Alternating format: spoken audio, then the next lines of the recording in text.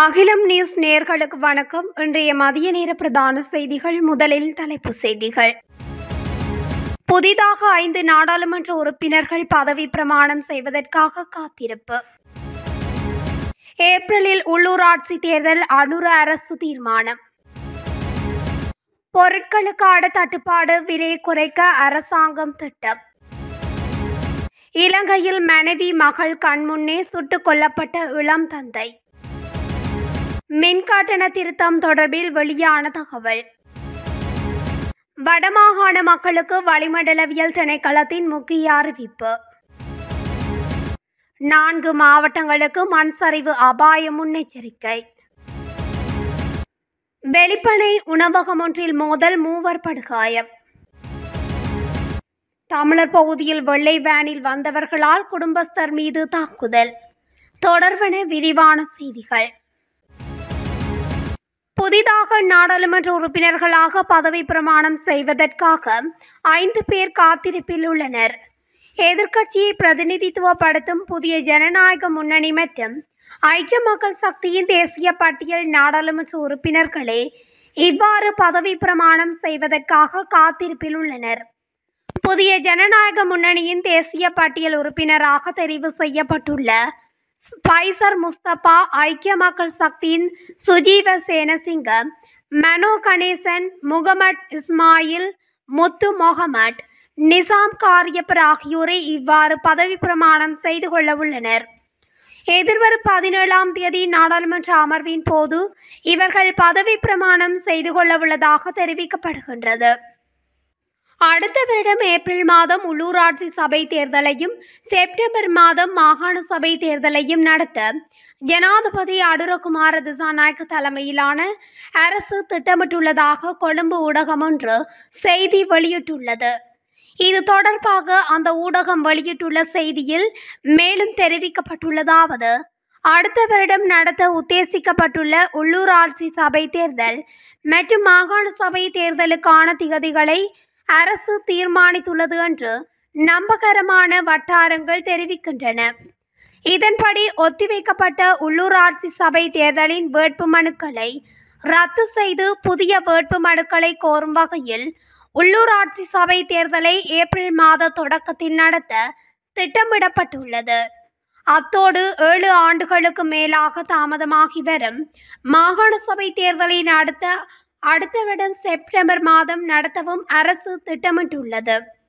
இது தொடர்பான சட்ட நடவடிக்கைகளை விரைந்து முடிக்க தேவையான நடவடிக்கைகளை அரசு எடுத்து வருகின்றது எனவும் கூறப்படுகின்றது என்று குறிப்பிட்டுள்ளது.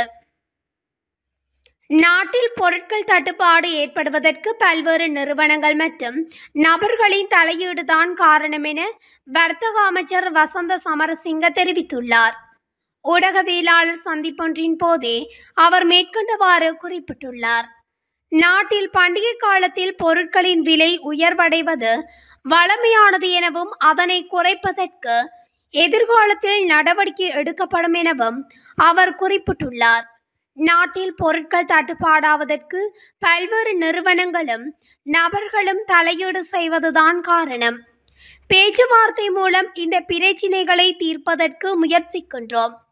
மக்களுக்கு தட்டுப்பாடின்றி பொருட்களை வழங்குவதற்கு நடவடிக்கை எடுக்கப்படும். அரசாங்க நிறுவனம் மூலம் தேவையான நடவடிக்கைகள் எடுக்கப்படுகின்றன.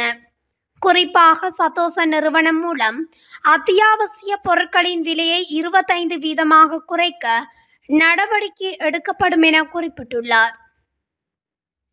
மேகொட நாககவத்தையில் காரில் பயணித்த 32 வயதுடைய நபரொருவர் வாகனத்தில் பதுங்கியிருந்த 2 இனம் தெரியாத ஆயுததாரிகளால் சுட்டுக் கொல்லப்பட்டுள்ளதாக போலீசார் தெரிவித்தனர். உயிரிழந்தவர் 32 வயதுடைய ஒரு பிள்ளையின் தந்தை என அடையாளம் காணப்பட்டுள்ளார். நேற்று இரவு பாதிக்கப்பட்ட நபர் தனது சகோதரியின் வசிப்பிடத்தில் இருந்து மேகொட நாககாவத்தையில் உள்ள தனது சொந்த வீட்டிற்கு சென்று கொண்டிருந்த போதே துப்பாக்கிச் சூடு நடத்தப்பட்டுள்ளது. இனம் தெரியாத நபரொருவர் அவரது வாகனத்தை நிறுத்திய போது மற்றொரு நபர் அவர் மீது துப்பாக்கிச் சூடு நடத்தியதாகவும் போலீசார் தெரிவித்தனர். துப்பாக்கிச் சூட்டில் பலத்த காயமடைந்த நபர் கோமாகம வைத்தியசாலையில் அனுமதிக்கப்பட்டதன் பின்னர் உயிரிழந்துள்ளார். துப்பாக்கிச்சூடு நடந்தபோது பாதிக்கப்பட்டவரின் மனைவி மற்றும் அவரது 1 வயது மகளும் காருக்குள் இருந்தனர். உயிரிழந்தவர் பத்திரமுல்லை செத் ஸ்ரீபாயவில் உள்ள சமுர்த்தி அபிவிருத்தி திணைக்களத்தின் பிரதான அலுவலகத்தில் அலுவலக உதவியாளராக கடமையாற்றி வந்தவர். சம்பவம் தொடர்பில் நுகேகொட குற்றப்புலனாய்வு பிரிவினர் சம்பவ இடத்தில் விசாரணைகளை மேற்கொண்டு வருகின்றனர். சந்தேக நபர்கள் இதுவரை அடையாளம் காணப்படவில்லை. சம்பவம் தொடர்பான மேலதிக விசாரணைகளை மேகொட போலீசார் மேற்கொண்டு வருகின்றனர். நாட்டின் மின்கட்டண திருத்தம் தொடர்பான ஆய்வுகள் தற்போது மீண்டும் ஆரம்பிக்கப்பட்டுள்ளதாக தகவல் வெளியாகியுள்ளது. அந்த வகையில் மின் உற்பத்திக்காக மின்சார சபைக்கு பெற்றுக் கொடுக்கப்படும் எரிபொருளுக்கான விலை விவரங்கள் இலங்கை பெட்ரோலிய கூட்டுத்தாபனத்தின் அறிக்கைக்கு சமர்ப்பிக்கப்பட்டுள்ளது. குறித்த தகவலை பொது பயன்பாடுகள் ஆணைக்குழு தெரிவித்துள்ளது. அத்துடன் தங்களின் கோரிக்கைக்கு அமைவாக கிடைக்கப்பெற்றுள்ள குறித்த அறிக்கைக்கு அமைய மின்கட்டண திருத்த ஆய்வுகள் முன்னெடுக்கப்பட்டுள்ளதாக ஆணைக்குழு தெரிவித்துள்ளது. விரிவான ஆய்வறிக்கை எதிர்வரும் 17ஆம் தேதி பொதுமக்களுக்கு வெளியிடப்படும் என குறிப்பிடப்பட்டுள்ளது. மேலும் மக்கள் கருத்துக்களை பெற்றுக்கொள்ளும் செயற்பாடுகள் 21 நாட்களுக்கு முன்னெடுக்கப்படவுள்ளமை குறிப்பிடத்தக்கது. வளிமண்டலவியல் திணைக்களத்தினால் வெளியிடப்படும் எதிர்வரும் கணிப்புகள் மற்றும் அறிவிப்புகள் தொடர்பில் அவதானம் செலுத்துமாறு நாட்டின் கிழக்கு மற்றும் வடமாகாணங்களில் வசிக்கும் பொதுமக்கள் கேட்டுக்கொள்வதாக வளிமண்டலவியல் திணைக்களம் கேட்டுக்கொண்டுள்ளது. தென்கிழக்கு வங்கக்கடலில் இன்று குறைந்த காற்றழுத்த தாழ்வு பகுதி உருவாக வாய்ப்புள்ளது. மேலும் அந்த அமைப்பு மெதுவாக உருவாகி மேற்கு வடமேற்கு நோக்கி நகரும். அதன் பின்னர் அடுத்த 2 நாட்களுக்கு வடக்கே தமிழக கடற்கரையை நோக்கி நகரும் வாய்ப்புள்ளது. கிழக்கு மாகாணத்தில் அவ்வப்போது மழை அல்லது இடியுடன் கூடிய மழை பெய்யும் எனவும் ஏனைய பிரதேசங்களில் மாலை அல்லது இரவு வேளையில் பரவலாக மழை அல்லது இடியுடன் கூடிய மழை பெய்யக்கூடும் எனவும் வளிமண்டலவியல் திணைக்களம் அறிவித்துள்ளது. மத்திய சப்ரகமுவ கிழக்கு மற்றும் தென் மாகாணங்களில் சில இடங்களில் 100 மில்லிமீட்டர் வரை பலத்த மழை பெய்யக்கூடும். மத்திய சப்ரகமுவ மற்றும் தென் மாகாணங்களில் பனிமூட்டமான நிலை நிலவும். இடியுடன் கூடிய மழையுடன் கூடிய தற்காலிக பலத்த காற்று மற்றும் மின்னலினால் ஏற்படக்கூடிய ஆபத்தை குறைப்பதற்கு பொதுமக்கள் தேவையான நடவடிக்கைகளை எடுக்குமாறு வளிமண்டலவியல் திணைக்களம் கேட்டுக்கொண்டுள்ளது. நிலவும் சீரற்ற வானிலை காரணமாக 4 மாவட்டங்களுக்கு மண்சரிவு அபாய முன்னெச்சரிக்கை விடுக்கப்பட்டுள்ளதாக தேசிய கட்டிட ஆராய்ச்சி நிறுவனம் தெரிவித்துள்ளது. இதன்படி கண்டி, பதுளை, மாத்தளை மற்றும் குருநாகல் ஆகிய மாவட்டங்களுக்கு இவ்வாறு மண்சரிவு அபாய முன்னெச்சரிக்கை விடுக்கப்பட்டுள்ளது.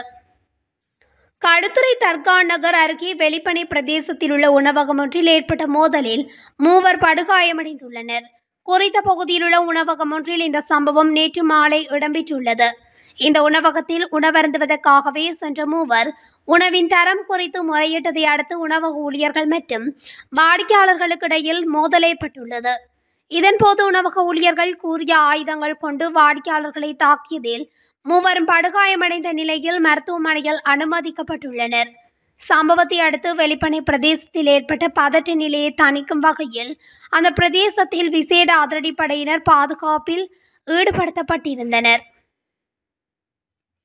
முல்லைத்தீவு முள்ளியவளை பிரதேசத்தில் வீட்டில் இருந்த குடும்பஸ்தர் ஒருவர் மீது வெள்ளை வேனில் வந்தவர்கள் தாக்குதல் நடத்தியுள்ளதாக போலீசார் தெரிவித்துள்ளனர். குறித்த தாக்குதலானது முள்ளியவளை தண்ணீரூற்று பகுதியில் நேற்று இடம்பெற்றுள்ளது. இந்த தாக்குதலில் பாதிக்கப்பட்ட நபர் முல்லைத்தீவு மாவட்ட மருத்துவமனையில் சிகிச்சைக்காக அனுமதிக்கப்பட்டுள்ளதாக கூறப்படுகிறது. யாழ்ப்பாணத்தினை சேர்ந்த நபர்கள் என சந்தேகிக்கப்படுபவர்களும் தாக்குதலுக்கு இலக்கான குடும்பஸ்தருக்கும் இடையில் கொடுக்கல் வாங்கல் பிரச்சினை ஒன்று ஏற்பட்டுள்ள நிலையில் குறித்த கும்பலால் தாக்குதல் நடத்தப்பட்டிருக்கலாம் என சந்தேகம் வெளியிடப்பட்டுள்ளது. முல்லைத்தீவு போலீசார் என கூறி குறித்த குடும்பஸ்தரை அவரது வீட்டுக்குள் அழைத்து சென்று தாக்குதல் நடத்தியுள்ளார்கள். மேலும் பாதிக்கப்பட்ட நபரிடம் வாக்குமூலம் பெற்று விசாரணைகளை மேற்கொள்ளும் நடவடிக்கையில் முள்ளியவளை போலீசார் ஈடுபட்டுள்ளமை குறிப்பிடத்தக்கது. இத்துடன் அகிலம் நியூஸின் இன்றைய மதிய நேர பிரதான செய்திகள் நிறைவடைகின்றன. தொடர்ச்சியாக செய்திகளை அறிந்து கொள்ள அகிலம் நியூஸ் ஊடகத்துடன் இணைந்திருங்கள். நன்றி, வணக்கம்.